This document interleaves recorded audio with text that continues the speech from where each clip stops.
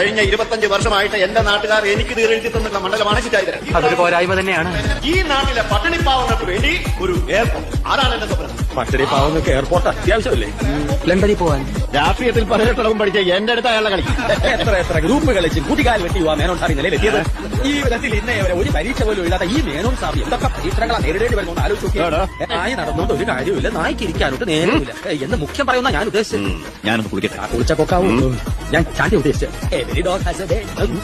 ഞാൻ മകനെയാണ് ഉദ്ദേശിച്ചത്. നല്ല ഉപദേശം ആയിരിക്കും. അവിടെ ചെന്ന് പറയാം. പോത്തിനോടാണോ വേറെ ഓടുന്നത്? ഞാൻ ഇത് ഉദ്ദേശിച്ചത് മകനെയാ.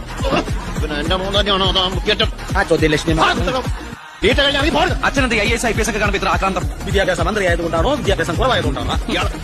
ഒരു IPS പിടിച്ച് ലീവ് എടുപ്പിച്ചിട്ട് ഫൈനാൻസിംഗ് കമ്പനി തുടങ്ങിയിരിക്കും. അത് പിന്നെ അഴിമതിയിലൂടെ കിട്ടിയ കള്ളപ്പണം സൂക്ഷിക്കാൻ മറ്റൊരു മാർഗം വേണ്ടേ? ഇതുമൂലം രാജ്യത്തിന് നഷ്ടപ്പെടുന്നത് ഒരു IAS IPS സേവനം. അയ്യോ അതോർത്ത് സാർ സങ്കടപ്പെടരുത്. ഇവരുടെ സേവനം നഷ്ടമാകുന്നുണ്ട് രാജ്യത്തിന് ഗുണമേ ഉള്ളൂ, ദോഷമില്ല. തോൽവി എന്ന വാക്ക് എന്റെ ചരിത്രത്തിലില്ല. സ്കൂളിൽ പോകാത്തോട്ട് അവിടെ തോറ്റിട്ട് ഇവിടെ ഇരിക്കേണ്ട ഞാൻ ഇവിടെ ഇരുന്നില്ലെങ്കിൽ അവിടെ പട്ടി കയറി ഇരുന്ന് ഇറങ്ങി. ഞാൻ ഉദ്ദേശിച്ചത് ഒരു ബനാന ടോക്കാണ്. പഴഞ്ചൊല്ല്